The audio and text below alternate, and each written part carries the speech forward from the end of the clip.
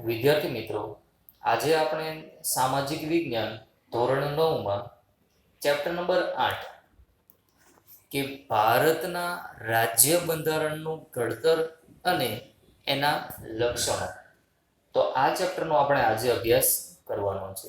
બરોબર? તો પહેલા આપણે સમજીએ કે પુસ્તકનું ટાઇટલ શું છે.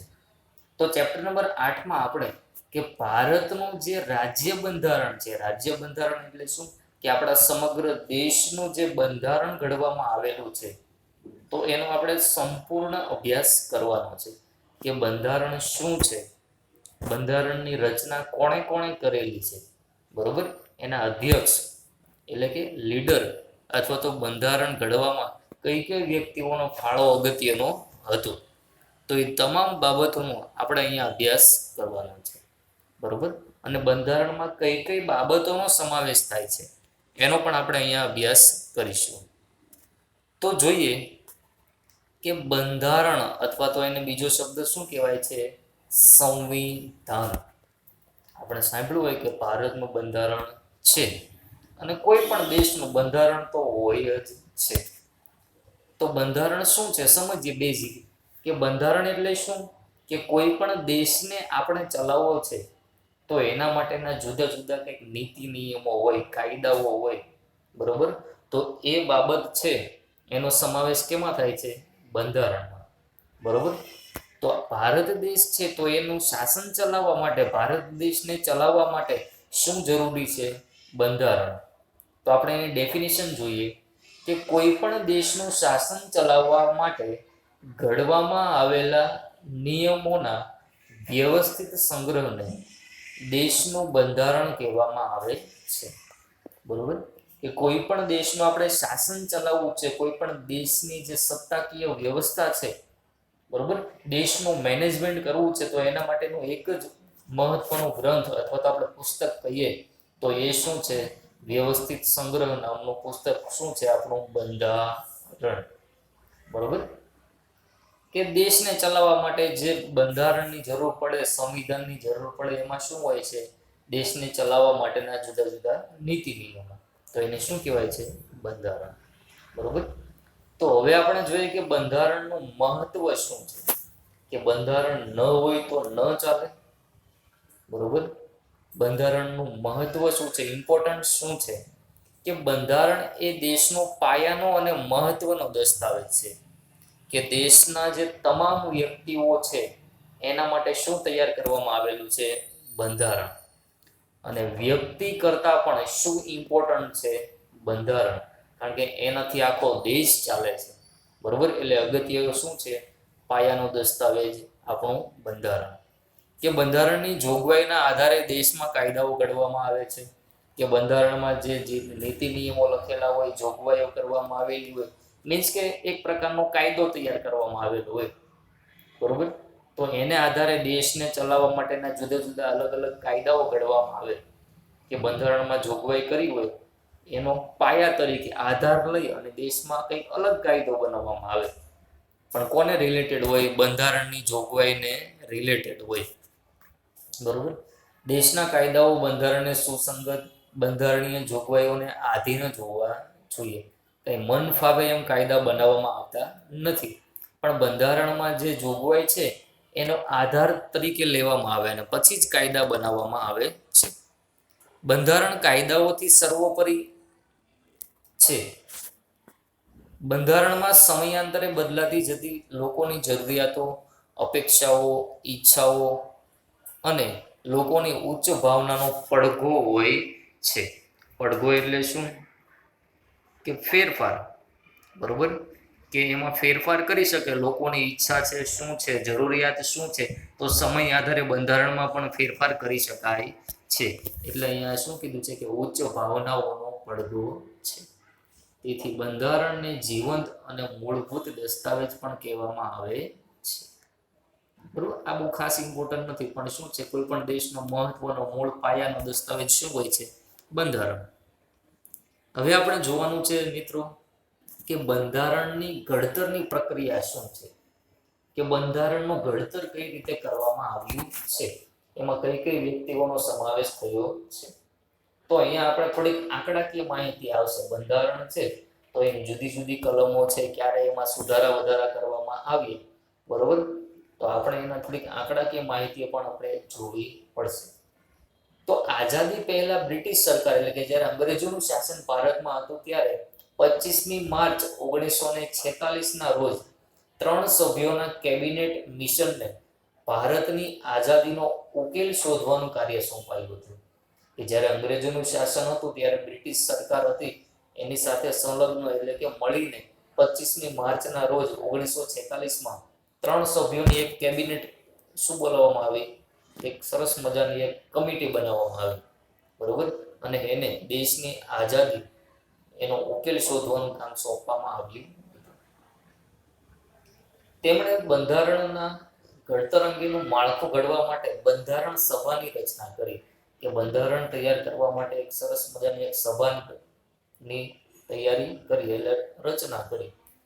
કે બંધારણ સભામાં કુલ 389 સભ્યો હતા એટલે કે 389 વ્યક્તિ હતા.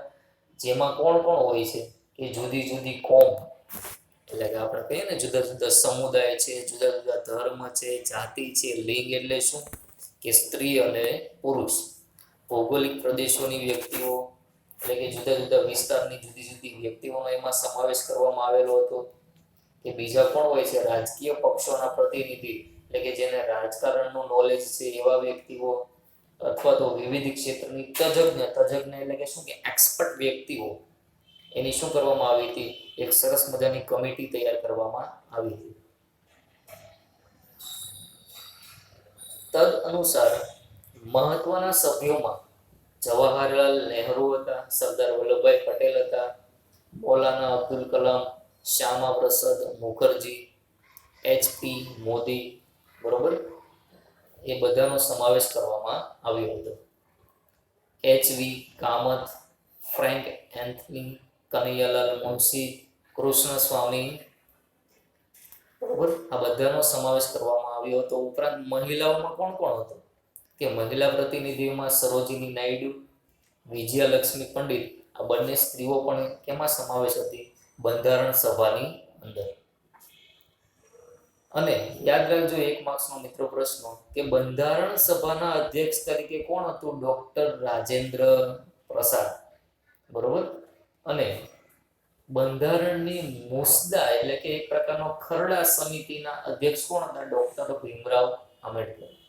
તો મિત્રો આપણે આ વ્યક્તિનું નામ સાંભળેલું છે કે ડોક્ટર ભીમરાવ આંબેડકર, અથવા તો આપણે બાબા સાહેબ આંબેડકર એવું પણ નામ સાંભળેલું હશે.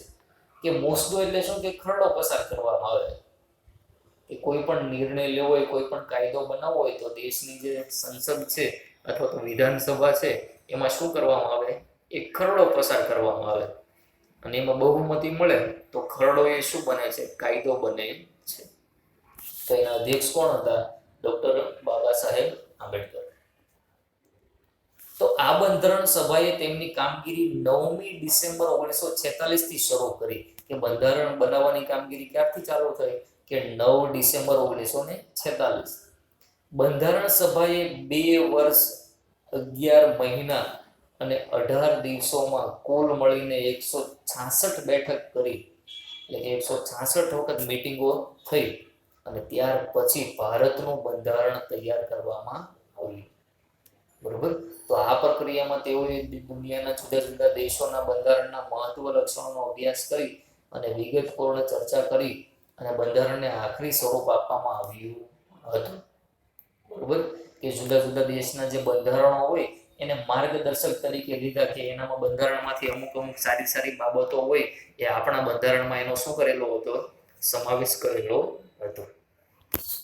તો હવે મિત્રો થોડીક આંકડાકીય માહિતી આવે છે, જોઈએ. કે બંધારણમાં પ્રથમ 295 અનુચ્છેદ હતા. અનુચ્છેદ એટલે શું થાય કે આર્ટિકલ એટલે કે જુદી જુદી કલમો હતી અને 8 પરિશિષ્ટ હતા. પરિશિષ્ટ એટલે શું કે અનુસૂચિ એટલે કે જુદા જુદા ભાગ હતા. પછી એમાં સુધારો કરવામાં આવ્યો અને કેટલા અનુચ્છેદ થયા, 395. અગાઉ કેટલા હતા, 295. અને પરિશિષ્ટ 8 માંથી કેટલા થયા છે, 9. અને આપણે 26મી નવેમ્બર 1949 ના રોજ, બરોબર, 26 નવેમ્બર 1949ના રોજ બંધારણ સભામાં બંધારણને સર્વાનુમતે પસાર કરવામાં આવ્યું. એટલે ખરડો કેવી રીતે પસાર થાય કે બહુમતી મળે એ રીતે. તો અહીંયા સર્વાનુમતે એટલે કે બંધારણ સભામાં જે સભ્યો હતા તમામે શું પાડી કે નહીં, આ યોગ્ય બંધારણ છે. એટલે આપણું બંધારણ 26મી જાન્યુઆરી 1950થી અમલમાં આવ્યું. એટલે આપણે વર્ષ દરમિયાન 26મી જાન્યુઆરી, બરોબર, એનું આપણે શું કરીએ છીએ, શાળા છે, કોલેજ છે, બરોબર, જાહેરમાં એનું આપણે શું કરીએ છીએ, ઉજવણી કરીએ. બરોબર, આપણી શાળાઓમાં પણ થાય કે પ્રજાસત્તાક દિન તરીકેની ઉજવણી કરીએ છીએ. કયા દિવસે? 26મી જાન્યુઆરી. શા માટે? કારણ કે આપણું બંધારણ તે દિવસથી અમલમાં આવ્યું હતું એટલા માટે. યાદ રાખજો. આગળ જોઈએ કે ભારત પ્રજાસત્તાક રાષ્ટ્ર ઘોષિત થયું, તેથી આપણે 26 જાન્યુઆરીએ શું ઉજવીએ છીએ? પ્રજાસત્તાક દિન તરીકે એની શું કરીએ છીએ? શાનદાર ઉજવણી. બરોબર. અને રાષ્ટ્ર ચિહ્ન તરીકે શું છે? 4 સિંહોની આકૃતિ. આપણે જોતા હશો કે જૂના સિક્કાઓ હતા, નોટો હતી, તો એની પાછળ 4 સિંહોની આકૃતિ વાળું સરસ મજાનું ચિત્ર હોય છે. બરોબર. તો એ રાષ્ટ્ર ચિહ્ન છે આપણું. અને રાષ્ટ્ર સૂત્ર શું છે? કે સત્યમેવ જયતે, એટલે કે સત્યનો જ વિજય થાય.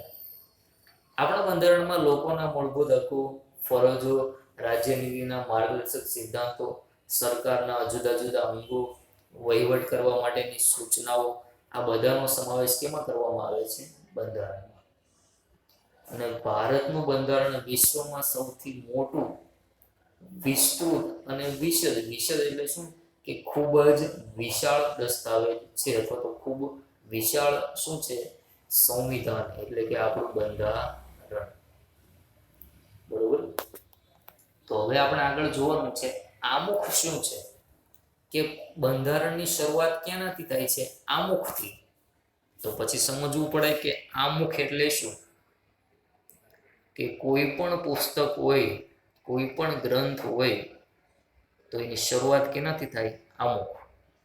તો આમુખ એટલે શું? એક પ્રકારનું મુખ પ્રદર્શિત કરે છે કે સમગ્ર બંધારણનો જે સાર છે એ કોણ રજૂ કરે છે? આમુખ.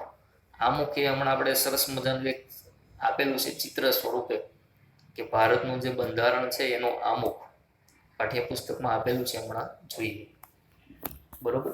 કે આમુખ એટલે શું? કે મુખ પૃષ્ઠ, કે શરૂઆત જ્યાંથી થતી હોય કે એમાં બેઝિક માહિતી આપેલી હોય, મુખ્ય બાબતો છે બંધારણની, એ કેમાં દર્શાવેલી હોય છે? આમુખ. બરોબર. જોઈએ કે આમુખ બંધારણનું પ્રારંભિક હાર્દ સ્વરૂપ અને વિશિષ્ટ સ્થાન ધરાવતું તત્વ છે. બંધારણની શરૂઆત આમુખથી થાય છે.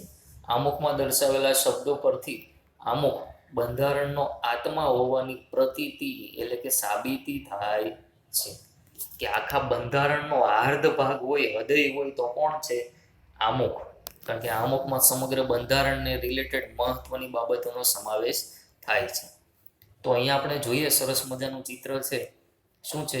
ભારતનું સંવિધાન, અને એનું શું આપેલું છે? આમુખ. અહીંયા લખેલું છે શરૂઆતમાં કે શું છે? આમુખ.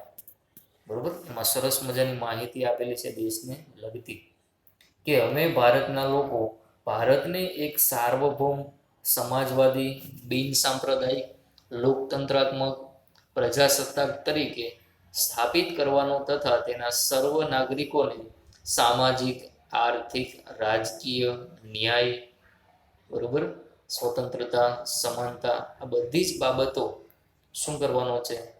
આપવાનો સમાવેશ કરવામાં આવેલો છે.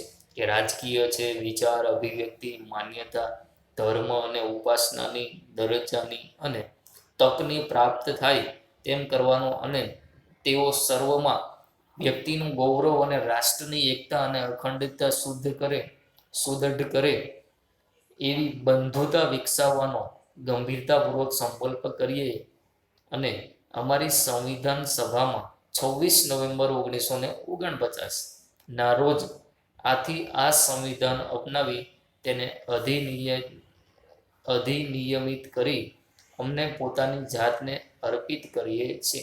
કે ભારતના લોકો જ ભારતને જ પોતાનું બંધારણ આપે છે. થોડુંક અટપટું લાગે, બરોબર. તો અહીંયા કોઈ વ્યક્તિ બંધારણ આપતું નથી, પરંતુ સમગ્ર ભારતના જ લોકો ભારતને જ આપે છે શું? દેશનું સંવિધાન. જોઈએ આગળ કે 1976ના 42માં બંધારણીય સુધારાથી આમુખમાં સાર્વભૌમ શબ્દ પછી સમાજવાદી બિન સાંપ્રદાયિક શબ્દોનો ઉમેરો કરવામાં આવ્યો. રાષ્ટ્રીય એકતા અને રાષ્ટ્રની અખંડિતતાનો પણ સમાવેશ કરવામાં આવ્યો. તો અહીંયા મિત્રો આપણે થોડાક અટપટા બધા શબ્દો છે, તો આપણે ખાલી શબ્દોની જ માહિતી મેળવવાની છે. તો બિન કે પહેલો શબ્દ છે કે સમાજવાદી. તો આ દરેક શબ્દોની જે બિન સાંપ્રદાયિકતા છે, સમાજવાદી છે, અખંડિતતા છે, તો આનો આપણે હમણાં પછી ડિટેલમાં અભ્યાસ કરવાનો છે, બરોબર? એટલે આપણે અત્યારે જોઈશું નહીં. તો એની સમગ્ર માહિતી આપણે પછી આપવામાં આવેલી છે. આમુખ બંધારણના મૂળભૂત હેતુઓ, ધ્યેયો, આદર્શો તેમજ સિદ્ધાંતોને વાચા આપે છે, બરોબર? વાચા એટલે શું કે મહત્વ આપે છે, બરોબર? અથવા તો શું કે પ્રદર્શિત કરે છે. આમુખ બંધારણના ઉદ્દેશો થકી ભારતમાં કલ્યાણ રાજ અહીંયા એક શબ્દ નવો આવ્યો. કલ્યાણ રાજ એટલે શું કે દરેક વ્યક્તિનું કલ્યાણ થાય એવો હેતુ કોનો છે? દેશના બંધારણ. હવે જોવાનું છે કે આમુખનું મહત્વ શું છે. આમુખનું મહત્વ કે આમુખને બંધારણનો શું કહેવામાં આવેલો છે? આત્મા. તે રીતે તેનું મહત્વ સવિશેષ છે. કોઈ પણ કાયદાના ઘડતરમાં તથા તેને પૂરી રીતે સમજવામાં અથવા અર્થઘટન એટલે શું કે એનું વિશ્લેષણ કરવામાં માર્ગદર્શન મળે છે. કોનાથી? આમુખની મદદથી. કાયદાના હેતુ તથા તેનો આદર્શ કાયદો ઘડવા પાછળ સંસદની નીતિ શું છે તે જાણવામાં આમુખ મદદરૂપ થાય છે. સંસદ એટલે શું કે જે દિલ્હીની ગાદી ઉપર બેઠેલા હોય છે, જે તે પક્ષના જુદા જુદા નેતાઓ, બરોબર? સાંસદો એને આપણે કહીએ. તો સાંસદો શું કરે છે? સંસદ સભાની અંદર જુદા જુદા કાયદાઓ ઘડે છે, પણ કોને ધ્યાનમાં લે છે? દેશના બંધારણના આમુખને. કયા પ્રકારની મુશ્કેલીઓના નિવારણ અર્થે કાયદાઓ ઘડવામાં આવે છે તેનો નિર્દેશ આપણને આમુખ ઉપરથી સ્પષ્ટ થાય છે. આમ આમુખ એ બંધારણનો અર્ક છે. અર્ક એટલે શું કે નિષ્કર્ષ. આપણે સાર કહીએ ને કે સરસ મજાની આપણે બાળ વાર્તા કોઈએ કીધેલી હોય ને પછી એક છેલ્લે બોધપાઠ મળે, સાર મળે કે આવું કાર્ય કરવું જોઈએ કે નહીં, બરોબર? એટલે કે બંધારણનો અર્ક શું છે? આપણું આમુખ. કાયદાની કોઈ કલમમાં કે વિગતોમાં અસ્પષ્ટતા હોય, વિસંવાદિતા ઊભી થાય કે કાયદાની કોઈ કલમ છે એ સરસ રીતે યોગ્ય રીતે સમજાતી ન હોય તો એના માટે શું ઉપયોગી છે? દેશનું આમુખ, બરોબર? આમુખ કાયદાની કલમને સમજવામાં, તેનું અર્થઘટન એટલે કે એનું વિશ્લેષણ કરવામાં શું બને છે? મદદરૂપ બને છે. આમુખ બંધારણની જોગવાઈઓને સમજવામાં હોકાયંત્રની ગરજ સારે છે. હોકાયંત્ર એટલે શું છે કે દિશા જાણવા માટેનું એક યંત્ર હોય. શું હોય છે? હોકાયંત્ર. એટલે આપણે કોઈ કાયદો સમજવામાં અટપટો લાગતો હોય તો આપણે આમુખ વાંચીએ, દેશનું બંધારણ વાંચીએ તો આપણે એ શું કે સરસ મજાના રસ્તાની જેમ આપણે એ જોગવાઈ છે, કાયદો છે, સ્પષ્ટ રીતે સમજાય છે. હવે આપણે જુદા જુદા જે ઉપર શબ્દો હતા, બરોબર, કે શરૂઆતમાં આપેલા હતા કે લોકશાહી શું છે, સમાજવાદી શું છે, બરોબર, એ હવે ડિટેલમાં આપણે માહિતી જોઈએ. કે આમુખના આધાર સ્તંભો એટલે શું કે આમુખની મહત્વની બાબતો અથવા તો મુખ્ય બાબતો જોઈએ આપણે.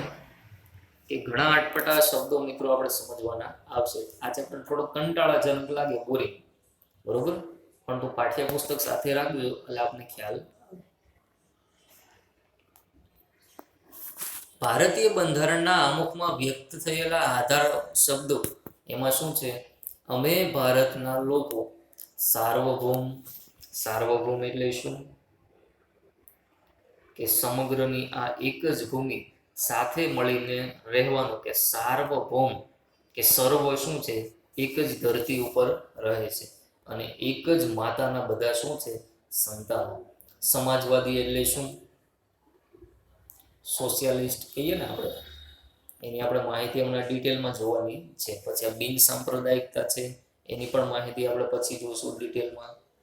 લોકશાહી, એક નંબર ઉપર પણ આપણે શબ્દ કીધું છે કે લોકશાહી, એ આપણે હમણાં ડિટેલમાં જોઈશું. પરંતુ પ્રજાસત્તાક, પ્રજાસત્તાક એટલે શું? કે પ્રજા દ્વારા ચૂંટાયેલા વ્યક્તિઓ છે એ સત્તા ઉપર આવે છે. કે આપણા 18 વર્ષ પૂર્ણ થાય એટલે આપણા દેશમાં શું મળે છે? મતાધિકાર પ્રાપ્ત થાય. પરંતુ કોને? 18 વર્ષ પૂરો થયા હોય એ વ્યક્તિને. બરોબર, તમારા મમ્મી પપ્પા અત્યારે મત આપતા હોય અને કોઈ ધારાસભ્ય છે, સાંસદો છે એને ચૂંટે છે અને એ તમારા વતી સમગ્ર દેશ સંભાળે છે. એટલે કે તમારા વતી એ સરકારને રજૂઆત કરે છે, બરોબર, કે જુદા જુદા કાયદા ઘડવામાં પણ મદદરૂપ કરે છે. બંધુતા, બરોબર, બંધુતા એટલે શું થાય? કે ભાતૃભાવ, બે વ્યક્તિ સાથે રહો, મિત્રતાપૂર્વક રહો. પછી ન્યાય, સમાનતા, સ્વાતંત્ર્ય, રાષ્ટ્રીય એકતા અને અખંડિતતા. અખંડિતતા એટલે શું? કે છૂટું પાડવું નહીં, સાથે રહો. સમગ્ર ખંડ છે, સમગ્ર દેશ છે, સમગ્ર સમાજ છે, એને સાથે રાખીને દેશનો વિકાસ કરો. ભાગલા પાડો અને રાજ કરો એ નીતિ અપનાવવાની નહીં. અખંડિતતા એટલે શું થાય? કે છૂટું પડે નહીં. આ બધા શબ્દો શું છે? મુખ્યત્વે નીચે દર્શાવેલા 3 આધાર સ્તંભોનો આપણે વિગતે અભ્યાસ કરીએ. એટલે કે જે મુખ્ય શબ્દો છે એની હવે આપણે ડિટેલમાં માહિતી મેળવીએ. તો આપણે નંબર 1 શું કીધું છે? કે લોકશાહી. લોકશાહી ઇંગ્લિશમાં શું કહેવાય છે? ડેમોક્રેસી. તો ભારતના બંધારણમાં ભારતના લોકોને આખરી સાર્વભૌમ સત્તા આપવામાં આવી છે. કોઈ એક વ્યક્તિ કે વર્ગનું શાસન નહીં, પરંતુ સત્તાની અંતિમ બાગડોર લોકો હસ્તક છે. તો લોકશાહીની પેલા ડેફિનેશન સમજીએ. આપણે અગાઉના ધોરણોમાં પ્રાઇમરી લેવલમાં પણ શીખી ગયા છે કે લોકશાહી એટલે શું થાય? કે લોકોનું લોકો વડે અને લોકો માટે ચાલતું શાસન. કે આપણા વતી જે ચૂંટાયેલા પ્રતિનિધિત્વ છે, બરોબર, એ આપણા વતી જ કામ કરે છે. આપણે જેને ચૂંટીએ છીએ અને એ જ આપણા વતી દેશમાં સારું સારું કાર્ય કરે છે. એટલે એની વ્યાખ્યા શું છે? કે લોકો વડે અને લોકો માટે ચાલતું રાજ્ય. એ લોકો જ ચૂંટી કાઢે છે, બરોબર. તો હવે જોઈએ કે લોકશાહી અને ઇંગ્લિશમાં શું કહેવાય છે? ડેમોક્રેસી. આ મૂળ ગ્રીક શબ્દ છે. કયા શબ્દ ઉપરથી ઉતરી આવ્યો? ડેમોસ એટલે એનો મિનિંગ શું થાય? લોકો, અને કેરોટ્સ એટલે સત્તા, માંથી ઉતરી આવેલો છે. રાજ્ય સત્તા અમુક વ્યક્તિઓના હાથમાં નિરંકુશિત રીતે સ્થપાયેલી નથી, પરંતુ લોકોના હાથમાં છે. તો આપણા દેશમાં કઈ સત્તા 2-5 વ્યક્તિઓના હાથમાં નથી, પરંતુ દેશનો પ્રત્યેક નાગરિક છે એને તમામને સત્તા મળેલી છે. કારણ કે એવા બંધારણના જુદા જુદા હકો લોકોને પ્રાપ્ત થયા છે. કઈ 2-5 વ્યક્તિઓ આખો દેશ ચલાવતો નથી, પરંતુ દરેક વ્યક્તિઓને શું મળેલી છે? સત્તા પ્રાપ્ત થયેલી છે, બરોબર. તો આ શું છે? લોકશાહી. આપણે થોડુંક કીધું છે કે યાદ રાખજો કે ભારતમાં બંધારણમાં સાર્વત્રિક પુખ્ત વયે શું મળે છે? મતાધિકાર. તો અહીંયા શબ્દ સમજો ને કે પુખ્ત વય એટલે શું? કે 18 વર્ષથી વધારેની જે વ્યક્તિની ઉંમર છે, તો એ વ્યક્તિને શું કહેવાય? પુખ્ત વ્યક્તિ કહેવાય, બરોબર. અને હજી એક શબ્દ સમજવા જેવો છે કે સંસદીય સરકાર સંયુક્ત જવાબદારીના સિદ્ધાંત પર કામ કરે છે. તેને જવાબદાર સરકાર પણ કહેવામાં આવે છે. કે સંસદીય સરકાર, સંસદીય એટલે શું? કે આપણા પ્રતિનિધિત્વ છે જે સાંસદો એ ક્યાં બેઠેલા હોય છે? સંસદ સભામાં. એટલે કે સંસદીય સરકાર સંયુક્ત જવાબદારીના સિદ્ધાંત પર કામ કરે છે. કોઈ એક વ્યક્તિના માથે જવાબદારી નથી, પણ જે તમામ સાંસદો છે, તમામ ચૂંટાયેલા પ્રતિનિધિત્વ છે, એ કોને જવાબદાર હોય છે? દેશના સંસદને, બરોબર.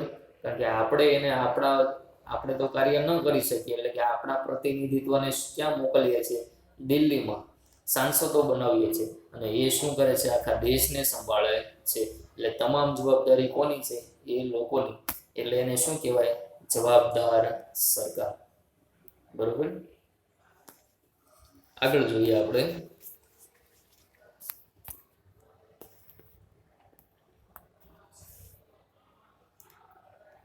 કે સાર્વત્રિક પુખ્ત વયે મતાધિકાર એટલે શું?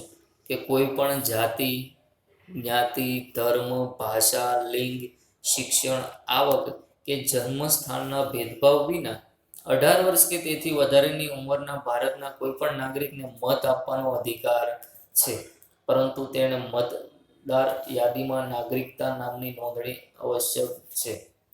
એટલે કે મતદાર યાદી તૈયાર કરવામાં આવે જ્યારે ચૂંટણીઓ દેશમાં થતી હોય તો એની પહેલા, બરોબર, કે મતદાન કાર્ડ, ચૂંટણી કાર્ડ આપે, voting card, voter ID card, Bharat સરકારનું જે ચૂંટણી પંચ છે એ ઇલેક્શન કમિશન ઓફ ઇન્ડિયા એ શું આપે છે? 18 વર્ષથી ઉપરના વ્યક્તિઓને ચૂંટણી કાર્ડ, અને એની મદદથી આપણે શું આપી શકીએ છીએ? મત આપી શકીએ છીએ. તો સાર્વત્રિક પુખ્ત વય મતાધિકાર એટલે શું? કે 18 વર્ષની વ્યક્તિ થાય તો એને કોઈ પણ જાતિ, ધર્મના ભેદભાવ વગર, બરોબર, એને મત આપવાનો અધિકાર મળે છે. એને શું કહેવાય છે? સાર્વત્રિક પુખ્ત વયે મતાધિકાર. આગળ જોઈએ, નંબર 2 કીધું છે આપણે કે સમાજવાદી. આ બીજો શબ્દ અગાઉ આવી ગયો તો આપણે કીધેલું કે ડિટેલમાં માહિતી જોવાની છે, બરોબર. તો સમાજવાદી શબ્દ, સમાજવાદી એટલે શું? સોશિયાલિસ્ટ ઇંગ્લિશમાં આપણે કહીએ તો શું થાય? સોશિયાલિસ્ટ. તો ભારતમાં 1976માં કટોકટી હતી, બરોબર, કે ઇન્દિરાબેન ગાંધીની સરકાર હતી, કોંગ્રેસની સરકાર હતી, તો ત્યારે દેશમાં કટોકટી, ઇમરજન્સી દાખલ કરવામાં આવી હતી, બરોબર, દેશના જે પ્રધાનમંત્રી છે એના દ્વારા. તો કટોકટી શાસન દરમિયાન બંધારણમાં 42માં સુધારા દ્વારા આમુખમાં સમાજવાદી શબ્દ ઉમેરવામાં આવ્યો. તો એક માર્ક્સમાં આપણે પૂછાય કે સમાજવાદી શબ્દ ક્યારે ઉમેરવામાં આવ્યો? તો 1976ના રોજ. ભારતીય બંધારણની મોટાભાગની જોગવાઈઓ પ્રત્યક્ષ કે પરોક્ષ રૂપે સામાજિક ક્રાંતિ દ્વારા સામાજિક અને આર્થિક સમાનતા સાથેની કલ્યાણ રાજ સ્થાપવાનો શું છે એનો મુખ્ય ઉદ્દેશ? તો સમાજવાદી એટલે શું? કે કોઈ પણ ધર્મ, જાતિના ભેદભાવ વગર દરેક વ્યક્તિને સમાજમાં સારી રીતે એકતાપૂર્વક પોતાનું કલ્યાણ સાધવાનો એનો શું છે? અધિકાર. કે સમાજના દરેક વ્યક્તિને શું થવી જોઈએ? ક્રાંતિ થવી જોઈએ, દરેકનો વિકાસ થવો જોઈએ. સમાજને સાથે લઈ અને સમાજના દરેક વ્યક્તિનો સમાનતાપૂર્વક શું થવો જોઈએ? વિકાસ. તો એને શું કહેવાય? સમાજવાદી. કે આમુખમાં તમામ નાગરિકોને સામાજિક, રાજકીય અને આર્થિક ન્યાય અને સમાનતા પ્રાપ્ત થાય તેવી સમાજવાદી વિચારસરણી ધરાવતી સમાજ રચનાની સ્થાપનાનું ધ્યેય રાજ્ય નીતિના માર્ગદર્શક સિદ્ધાંતોમાં રાખવામાં આવ્યું છે.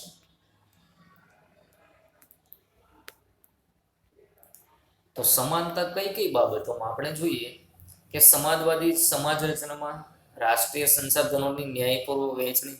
આ સરસ મજાના ઉદાહરણ આપણે આપેલા છે, એટલે આ ઉદાહરણ જોઈએ એટલે આપણે સમાજવાદી શબ્દ સમજાશે. કે ઉત્પાદન અને વિતરણની વ્યવસ્થા રાજ્ય હસ્તક હોય છે.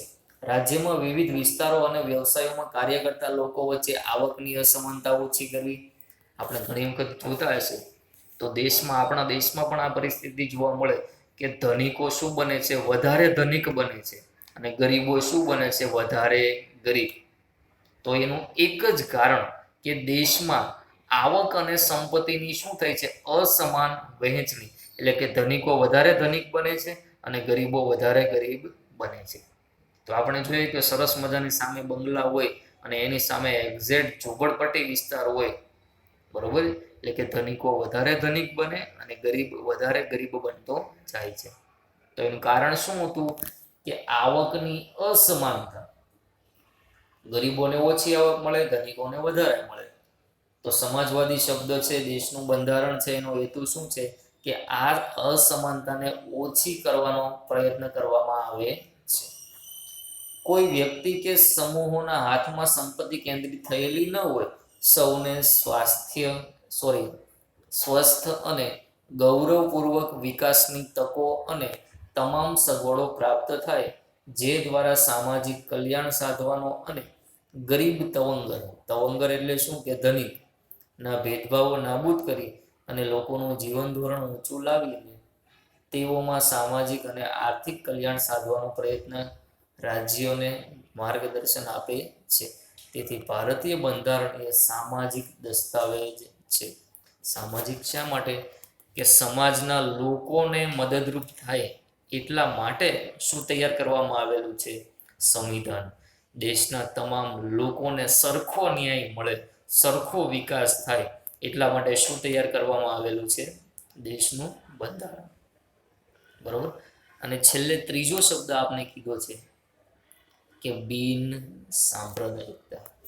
કે સરસ મજાનો શબ્દ કીધો કે બિન સાંપ્રદાયિકતા.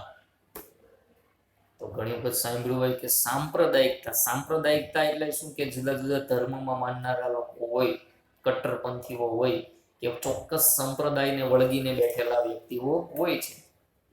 કાંઈ વાંધો નહીં, જેને સંપ્રદાયમાં માનવું છે તો વાંધો નહીં, પરંતુ ભારત દેશ છે એનું બંધારણ શું કે છે? કે ભારત એ બિન સાંપ્રદાયિક દેશ છે, કોઈ પણ ધર્મમાં માનતો નથી. બરોબર. ભારત દેશનો કોઈ ધર્મ નથી એવું અહીંયા સાબિત થાય છે. કે 1976ના 42માં સુધારાથી આમુખમાં બિન સાંપ્રદાયિક શબ્દ ઉમેરવામાં આવ્યો છે. તો ભારત એક ધર્મ નિરપેક્ષ. નિરપેક્ષ એટલે શું થાય?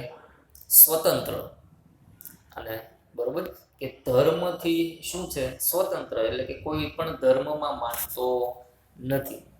અને ભારત શું છે? બિન સાંપ્રદાયિક, એટલે કે એને શું કહેવાય છે? સેક્યુલર ઇંગ્લિશમાં કહીએ તો બિન સાંપ્રદાયિક છે, કોઈ પણ દેશ ધર્મમાં માનતો નથી. બંધારણીય જોગવાઈ મુજબ ભારત ધાર્મિક રાજ્ય બની શકે નહીં. ભારતના રાજ્યને પોતાનો કોઈ ધર્મ જ નથી. ધર્મની બાબતમાં કોઈ રાજ્ય કોઈ દખલગીરી કરી શકે નહીં. પરંતુ દેશના કોઈ પણ વ્યક્તિને કોઈ પણ ધર્મ અપનાવવાની શું મળે છે? અહીંયા સ્વતંત્રતા પૂરી પાડવામાં આવે છે. કારણ કે ભારતનું બંધારણ જ કે છે ભાઈ આપણે બિન સાંપ્રદાયિક છીએ, એટલે કે તમને જે સારો ધર્મ લાગે એમાં તમે માની શકો છો. બરોબર. તમને યોગ્ય લાગે એ ધર્મ તમે અપનાવી શકો છો. એટલે ભારત એ બિન સાંપ્રદાયિક દેશ છે. બરોબર. આગળ કીધું છે કે સર્વધર્મ સમદ્રષ્ટિ તથા સર્વધર્મ સંભાવનો સિદ્ધાંતને વળેલી અથવા તો વરેલ ભારતીય બંધારણમાં કોઈ ધર્મને રાજ્યમાં ઉત્તેજન આપવામાં નહીં આવે. વ્યક્તિને પોતાની ધાર્મિક માન્યતા, આસ્થા, શ્રદ્ધા રાખવા સાથે તેના પ્રચાર પ્રસાર કરવાના નાગરિકોના અધિકારને રાજ્યનો કોઈ પ્રતિબંધ કે અવરોધ નથી. કે વ્યક્તિને જે સારો લાગે એ ધર્મ એ અપનાવી શકે છે. એમાં કઈ રાજ્ય ટોકી શકે નહીં કે તમે આ જ ધર્મ અપનાવો. કારણ કે બંધારણે સ્વતંત્રતા આપી દીધી કે સારું લાગે સંપ્રદાય તમે અપનાવો, ધર્મ અપનાવો, અથવા તો શું કરો? દરેક ધર્મને સર્વ રીતે સન્માન આપો. એટલે આપણે સરસ મજાનું વાક્ય કીધું કે સર્વ ધર્મ શ્રમ દ્રષ્ટિ. દરેક ધર્મને એક સરખી નજરે દ્રષ્ટિથી જુઓ. દરેક ધર્મનો આદર કરો. એવું કોણ કહે છે? ભારતનું બંધારણ. બરોબર. તો મિત્રો આજના વિડીયોમાં બસ આટલું જ. Thank you.